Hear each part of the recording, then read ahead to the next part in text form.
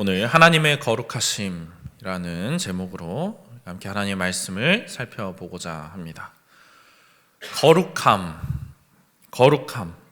우리가 많이 듣고 또 말하는 단어이지요. 하지만 거룩함에 대한 많은 사람들의 이해는 성경이 말하고 있는 그 수준에 미치지 못할 때가 있습니다. 추상적인 수준의 거룩함을 우리가 이해하고 있지는 않은지 보게 됩니다. 거룩함이라는 단어를 들으면 우리가 자연스럽게 떠올리게 되는 그런 성격의 것들이 있습니다. 엄숙함, 깨끗함, 도덕적인 선함, 잘못이 없는 그런 것들입니다. 그러나 과연 그것들이 성경이 말하는 거룩함을 충분히 설명해 줄 수 있을까요? 우리가 거룩함에 대해서 알아야 하는 이유 중 하나는 우리가 거룩함을 우리의 삶에서 보여야 한다고 성경이 말하고 있기 때문입니다. 레위기 19장 2절은 이렇게 말씀합니다. 너희는 거룩하라. 이는 나 여호와 너희 하나님이 거룩함이니라. 우리가 믿고 따르는 하나님은 거룩한 분이시기 때문에 그분은 우리에게 거룩함을 요구하십니다. 그렇다면 우리가 거룩함이 무엇인지를 알아야 그것을 실천하면서 살 수 있지 않겠습니까? 거룩함을 실천하라, 거룩한 삶을 살아라 라는 말을 들으면 우리는 곧바로 그것을 대부분 막연하게 이해합니다.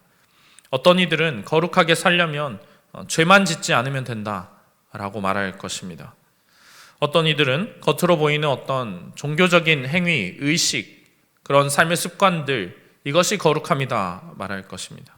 또 다른 이들은 거룩하게 살려면 세속적인 것은 다 속세의 것은 버리고 영적인 것들만 추구하면서 살아야 된다, 그렇게 말할 것입니다.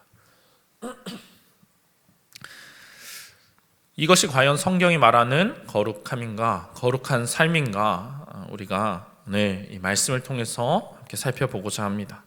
과연 우리가 거룩하신 하나님에 대해서 얼마나 알고 있는가, 그분의 거룩함을 닮아가기 위해서 어떤 노력을 해야 하는가 살펴보고자 합니다.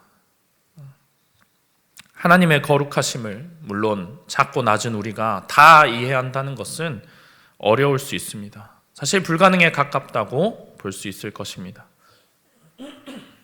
그러나 오늘 이사야가 본 하나님에 대한 환상은 거룩함에 대한 우리의 이해에 상당히 유익한 답을 줄 수 있을 것으로 생각이 됩니다. 그렇다면 사랑하는 성도 여러분, 하나님의 거룩하심을 마주하는 자에게 일어나는 변화는 무엇입니까? 하나님의 거룩하심을 마주한 자에게 일어나는 변화가 무엇입니까? 첫 번째는 거룩함이 무엇인지 진정으로 깨닫게 되는 것입니다. 오늘 본문 1절 말씀입니다. 우시야 왕이 죽던 해에 내가 본즉 주께서 높이 들린 보좌에 앉으셨는데 그의 옷자락은 성전에 가득하였고.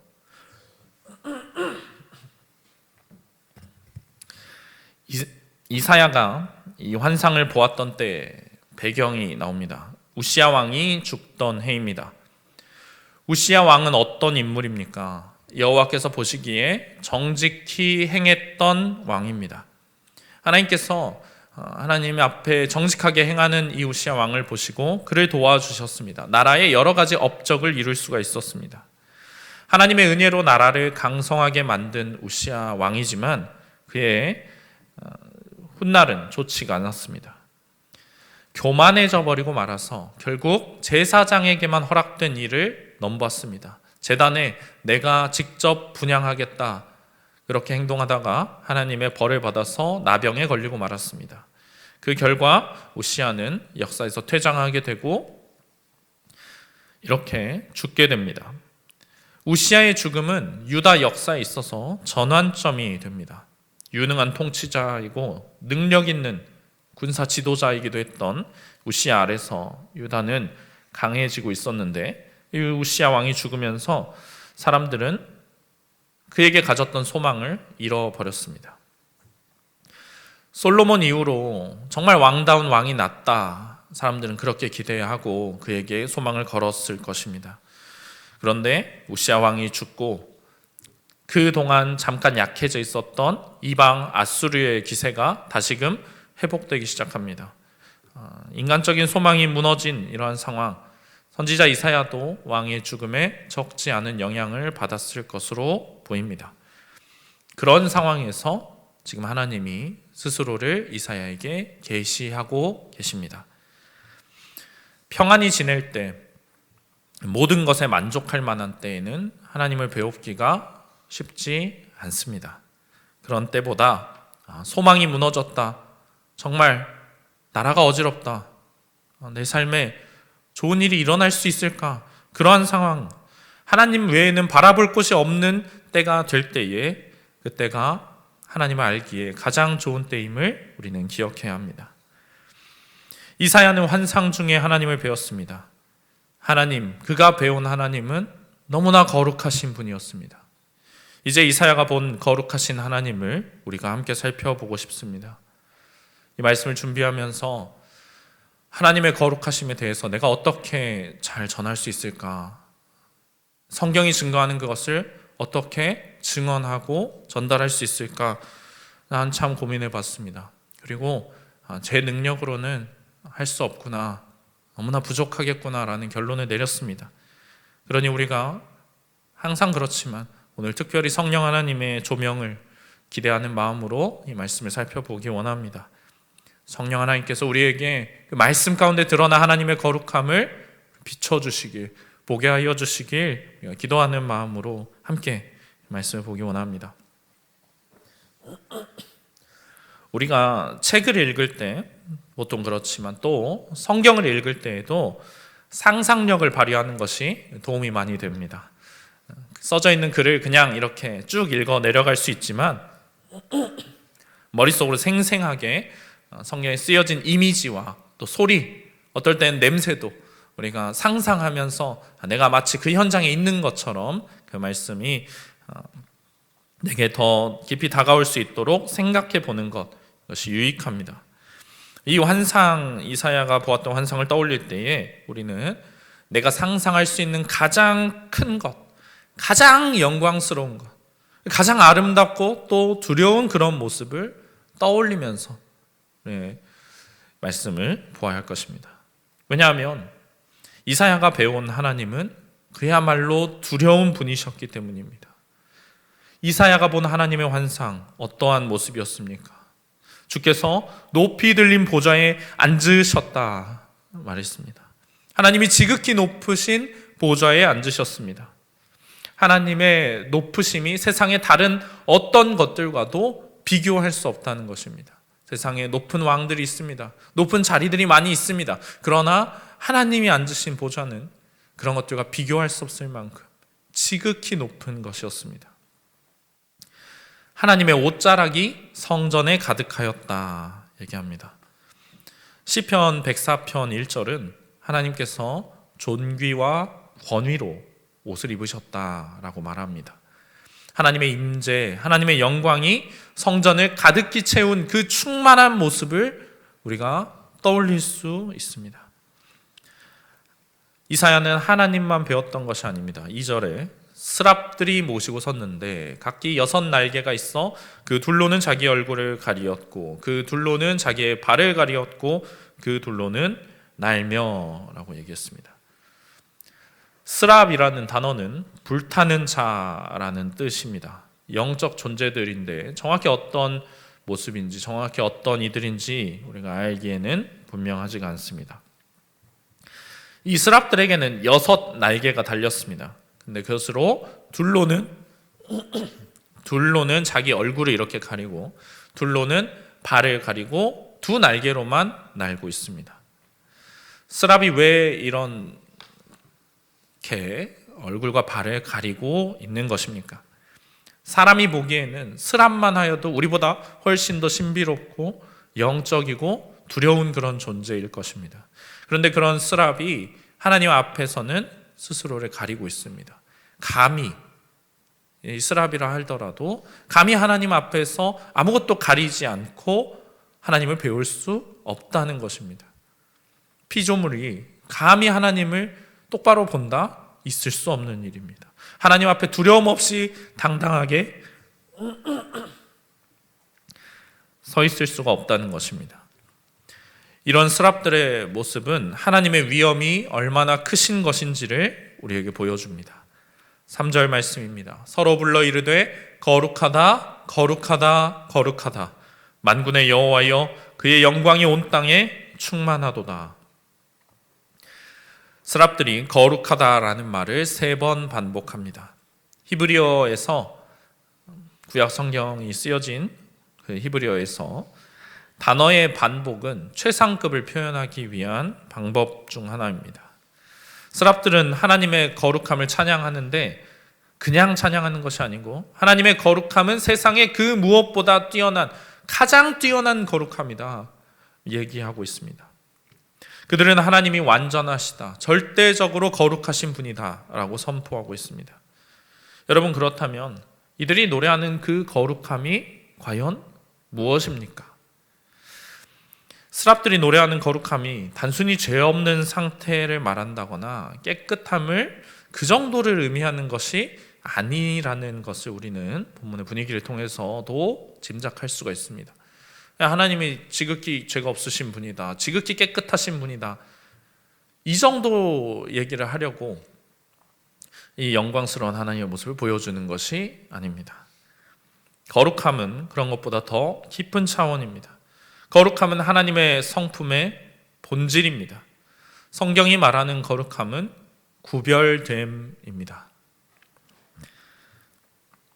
스랍들은 가장 거룩하신 분은 하나님이시라고 얘기했습니다. 하나님을 제외한 세상의 모든 것들, 심지어 영적 권세들까지 포함한 모든 존재가 공유하는 하나의 공통점이 있습니다. 그것이 무엇입니까? 바로 그들이 피조되었다는 사실입니다.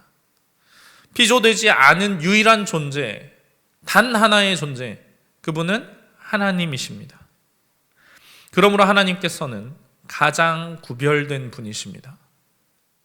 하나님과 다른 모든 것들 사이에는 절대로 넘어갈 수 없는 구별됨이 존재한다는 것입니다.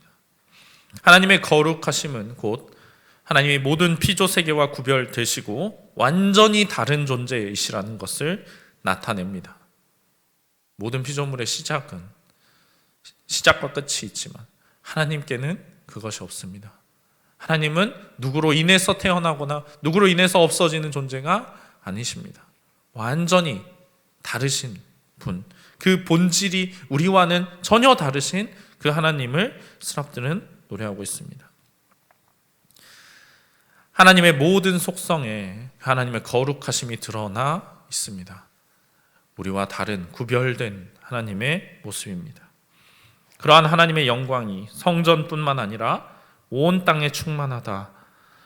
그것은 오직 하나님만이 온 땅 가운데 거룩하신 분이라는 것을 우리에게 알려줍니다. 4절 말씀입니다. 이같이 화답하는 자의 소리로 말미암아 문지방의 터가 요동하며 성전에 연기가 충만한지라. 이 하나님, 거룩하신 하나님의 영광은 영적으로만 느낄 수 있는 것이 아니었습니다. 그 영광으로 인해서 땅이 흔들리는데 마치 지진이 난 것처럼 요동쳤다고 말합니다. 성전에는 구름을 연상시키는 연기가 가득합니다. 하나님의 영광은 매우 실제적이고 강력한 것입니다. 뭔가 우리가 잡으려고 노력해야만 겨우 잡을 수 있는 어떤 희미한, 정말 있는지 없는지도 모르는 그런 개념이 아니라 자연 세계에도 우리의 삶에도 충분히 영향을 미칠 수 있는 너무나 강력한 것이라는 말입니다. 그러한 하나님의 거룩함에 대해서 우리는 얼마나 알고 있습니까? 하나님은 거룩하시다, 우리가 평소에 말할 때에 과연 이사야가 본 성경이 증거하는 그 거룩함의 정도에 대해서 우리는 얼마나 인식하고 있습니까? 우리가 하나님의 거룩함에 대해서 충분히 알지 못할 때 생기는 문제가 있습니다. 하나님이 우리와 구별된 존재이시라는 것을 알지 못할 때 우리는 하나님을 우리와 비슷한 수준으로 대하기 때문입니다. 자꾸만 하나님이 우리와 다르다는 사실을 인정하려 하지 않고 하나님을 내 수준에서, 내가 생각하고 내가 느끼고 내가 행하는 그 정도 차원에서 이해하려고 합니다. 거룩하신 창조주, 영광스러우신 그분을 피조물의 수준으로 우리는 끌어내리려고 합니다.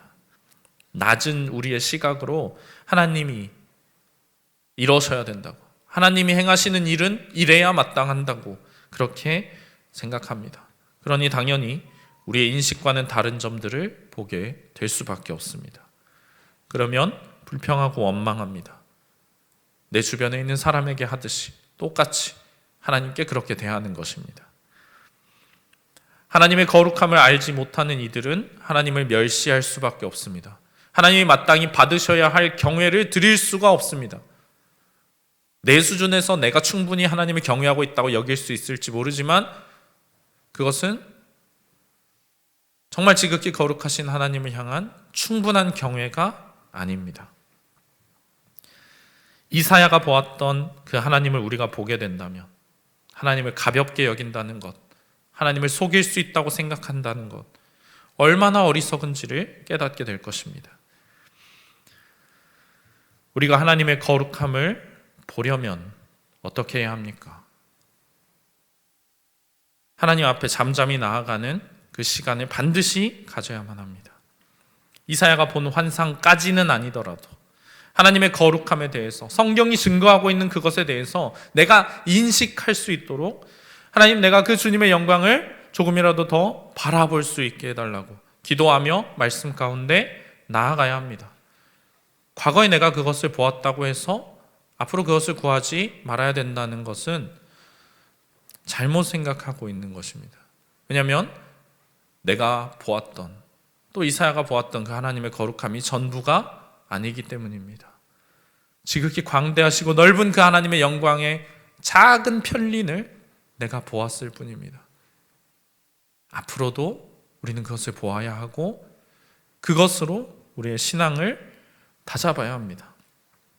그 거룩함에 대해서 우리가 이전보다 더 인식하게 됐을 때, 더 알게 됐을 때 우리의 신앙이 더욱 풍성하고 깊어질 줄 믿습니다. 두 번째로, 하나님의 거룩하심을 마주하는 자에게 일어나는 변화는 무엇입니까? 거룩함을 닮아간다는 것입니다. 거룩하신 하나님을 배운 이사야의 반응 무엇이었습니까? 하나님의 영광이 내게 비쳐서 너무나 기쁘다, 너무나 즐겁다, 그 거룩함을 나도 닮아가겠다, 처음부터 다짐했습니까? 그렇지 않았습니다. 5절 말씀입니다. 그때에 내가 말하되 화로다, 나여 망하게 되었도다. 나는 입술이 부정한 사람이요, 나는 입술이 부정한 백성 중에 거주하면서 만군의 여호와이신 왕을 배웠음이로다 하였더라.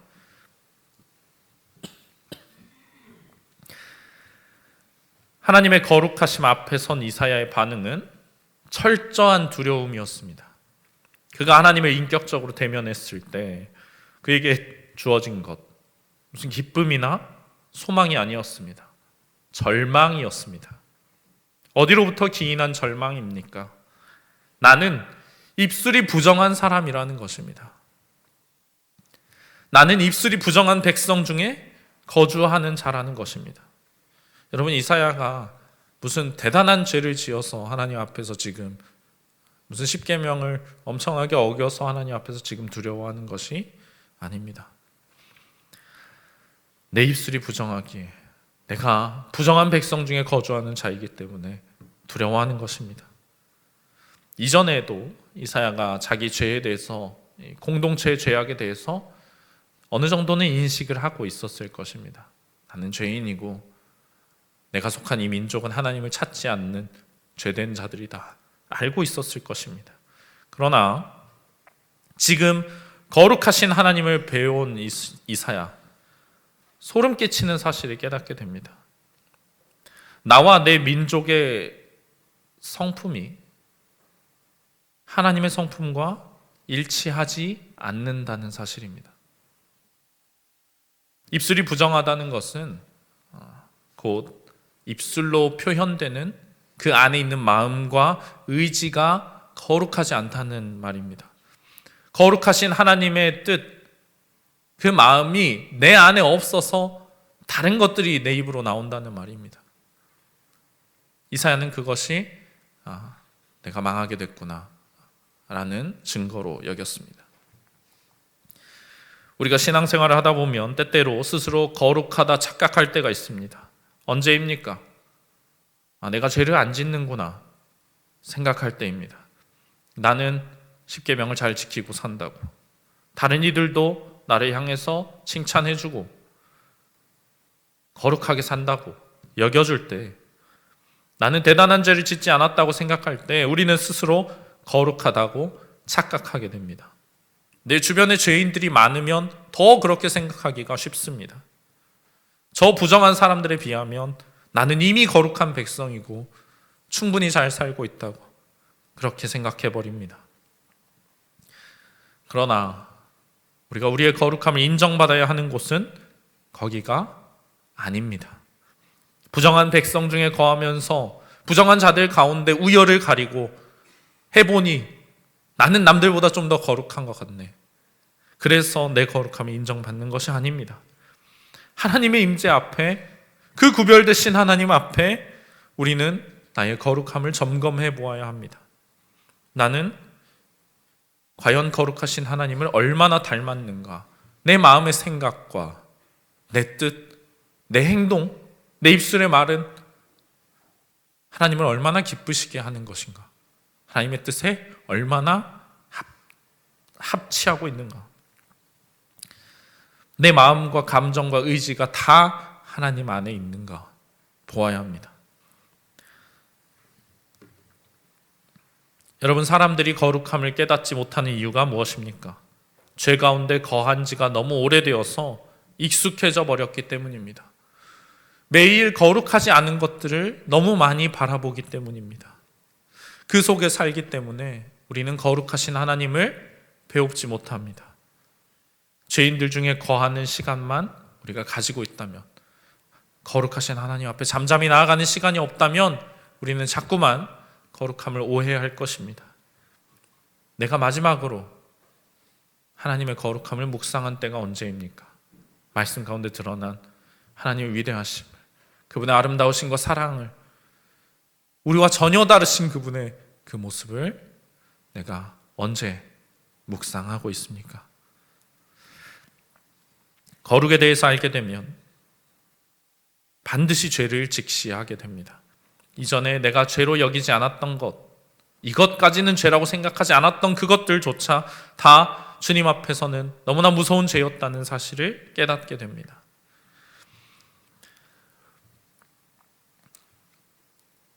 하나님의 말씀을 들을 때 우리가 죄라고 배우는 것들이 분명히 있는데, 우리의 실제 삶을 보면 그것을 우리가 정말 죄로 인식하고 있는가 의심이 가는 것들이 있습니다. 왜 죄를 죄로 여기지 못하는가? 왜 다른 사람들의 죄는 심각하게 생각하지 못하고 그냥 넘어가는가? 공동체에 보이는, 나라와 민족 가운데도 보이는 수많은 죄악들에 대해서 우리는 왜 그렇게 둔감하고 용납해주는 그러한 태도를 가지고 넘어가는가?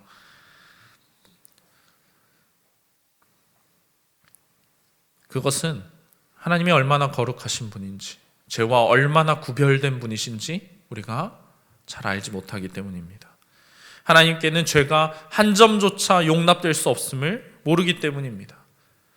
완전한 빛이신 그분 앞에 죄를 가지고는 절대 설 수 없다는 사실을 우리가 뼈저리게 통감하지 못하기 때문에 우리는 죄를 인식하지 못합니다. 더러운 우리가 서로의 죄를 보면서 그 정도 죄는 지을 수 있지, 서로 용납해 주듯이 하나님도 이 정도 죄는 용납해 주시리라 여기기 때문입니다. 그러나 하나님의 거룩하심을 목격한 이사야의 반응을 우리는 기억해야 합니다. 그는 자신의 자격 없음을 깨달았습니다. 자신뿐만 아니라 자신이 속한 공동체의 죄악에 대해서도 분명하게 인식했습니다. 하나님이 이것을 어떻게 바라보고 계시는가? 내 생각과 다르게 거룩하신 그분이 이 죄악에 대해서 무엇을 느끼고 계시고 무엇이라 말씀하고 계시는가? 그는 깨달았습니다. 죄악을 가지고서는 소망이 없다는 것을 알게 된 것입니다. 6절 7절 말씀입니다. 그때에 그 스랍 중에 하나가 부젓가락으로 제단에서 집은 바 핀 숯을 손에 가지고 내게로 날아와서 그것을 내 입술에 대며 이르되 보라 이것이 내 입에 닿았으니 내 악이 제하여 졌고 내 죄가 사하여 졌느니라 하더라. 하나님께서는 이사야에게 자신을 보여주셨습니다. 이사야를 절망시키고 망하게 하고 죽이려고 하신 것이 아닙니다. 그에게 행하실 일이 있었기 때문입니다. 하나님의 계시하심은 우리를 멸하시기 위함이 아닙니다. 우리를 거룩하게 하시기 위해서 자신의 거룩하심을 계시하시는 것입니다. 스랍들이 핀 숯을 가지고 와서 이사야의 입술에 대었을 때 이사야의 악이 제하여지고 죄가 사해졌습니다. 우리 하나님은 소멸하는 분이십니다. 우리의 죄를 사하시는 분입니다. 죄가 사하여진 결과 하나님의 공의와 진노 이것이 해결되었습니다. 거룩하신 하나님 앞에 그분의 거룩하심을 보고 내가 철저히 무력하다는 사실을 깨달은 사람은 그제서야 하나님의 용서를 경험할 수가 있습니다. 나는 스스로 죄의 문제를 해결할 수 없구나. 나는 그 정도로 거룩하지 않구나. 거룩과는 그 정도로 먼 사람이구나. 깨달았을 때에 소망이 있는 것입니다. 죄사함을 받은 이사야는 이제 하나님 앞에 나아갈 수 있게 됩니다.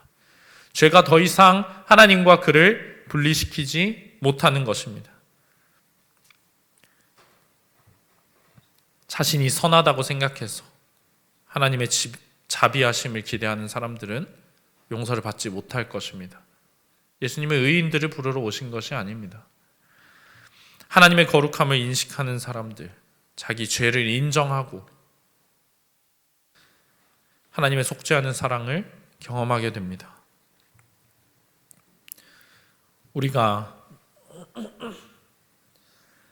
하나님의 거룩하심에 비추어서 자기 자신을 제대로 보게 된 후에야 진정한 의미에서 죄와 부정으로부터 돌이킬 수 있습니다. 죄가 무엇인지, 부정함이 무엇인지 제대로 알지도 못하는데 어떻게 거기서 돌아설 수가 있겠습니까? 그저 다른 이들이 하는 말을 듣고 죄가 사함받았다는 그 말을 너무나 빨리 믿어버려서 충분한 인식이 없이 제대로 된 은혜를 경험하지 못한 채 신앙생활하는 이들이 얼마나 많이 있습니까?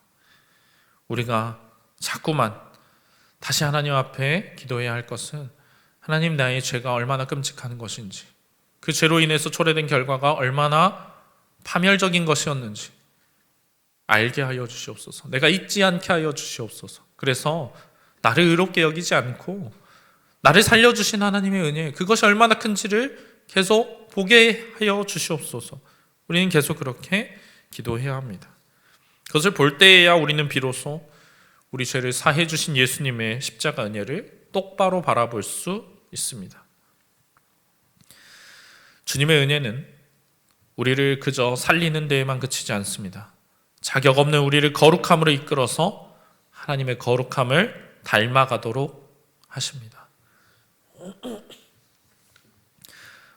거룩함을 닮아간다는 것은 무엇입니까? 거룩하신 하나님의 뜻에 나를 맞추는 것입니다. 내 안이, 내 마음의 중심이 하나님의 뜻에 맞춰져서 내 안에서 나오는 것이 구별된 것, 하나님께 속한 것, 그것들이 나오도록 나를 만드는 것입니다. 이제는 죄와 부정함과 구별된 삶을 살아가야 합니다. 내 입술이 부정한 것, 내가 부정한 백성들 중에 거하는 것, 고통스럽게 여겨야 합니다. 죄가 얼마나 미운지, 내 안에서 악한 것이 나올 때 어쩔 수 없다고 여기는 것이 아니라, 아무 문제를 못 느끼는 것이 아니라 하나님 이것을 얼마나 미워하실까, 하나님 얼마나 싫어하시는 행동인가 깨달아야 합니다. 예수님을 닮은 사람, 거룩함을 닮은 사람, 자기를 부인하고 날마다 자기 십자가를 지는 삶을 살아갑니다. 내 안에 여전히 남아있는 부정한 욕망과 매일 마주하는 세상의 부정한 영향력과 맞서 싸웁니다. 내가 구별되도록, 내가 속한 공동체가 구별되도록, 우리 민족이, 우리 나라가 구별되도록 싸우는 것입니다. 하나님의 뜻에 합당하여져서 세상은 알지 못하는 구별된 자들에게만 허락한 그 거룩함을 소유하도록 말입니다. 마지막으로 하나님의 거룩하심을 마주하는 자에게 일어나는 변화는 무엇입니까? 거룩함을 전하는 사명을 감당하게 됩니다. 8절 말씀입니다. 내가 또 주의 목소리를 들으니 주께서 이르시되 내가 누구를 보내며 누가 우리를 위하여 갈꼬 하시니 그때 내가 이르되 내가 여기 있나이다 나를 보내소서 하였더니, 죄를 사함받은 이사야 하나님의 음성을 듣습니다. 죄의 문제가 해결되었기에 비로소 하나님의 음성이 들려오는 것입니다. 마치 이 순간 전에는 이사야가 들을 준비가 안 되었다고 하나님이 여기신 것처럼 이 시간 전까지는 네가 이 섬기는 자리에 갈 수 없다고 하나님 말씀하시는 것처럼 말입니다. 하나님께서는 이사야를 직접적으로 불러서 가라고 말씀하시지 않았습니다. 이사야에게 사명을 감당하라고 강요하지도 않으셨습니다. 이사야에게는 지금 강요가 필요한 것이 아니라 스스로 자원해서 하나님의 뜻에 동참할 기회가 필요합니다. 이사야는 자신의 부정함을 뼈저리게 깨달았습니다. 하나님의 거룩함 앞에 서서 나는 부정하기에 완전히 망했구나, 죽었구나, 이제는 소망이 없고 끝이 났구나 생각했습니다. 그런데 이사야가 자신이 구하지도 않았고 받을 자격도 없다고 생각했던 그 구원을 전적인 하나님의 은혜로 받았습니다. 이사야가 하나님 앞에 내가 죄를 지었으니 나를 용서해 주시옵소서 기도하지도 않았습니다.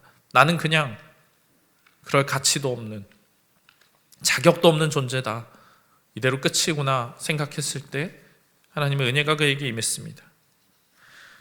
이사야의 삶은 새롭게 시작됐습니다. 이 은혜를 받은 사람은 이전과 똑같이 살아갈 수가 없습니다. 하나님의 놀라운 구원을 경험했다, 하나님의 거룩함을 보았다, 죄사함을 받았다. 그러니 이제 평안한 마음으로 이전에 살던 그대로 돌아간다? 그럼 이런 것은 있을 수 없는 일입니다.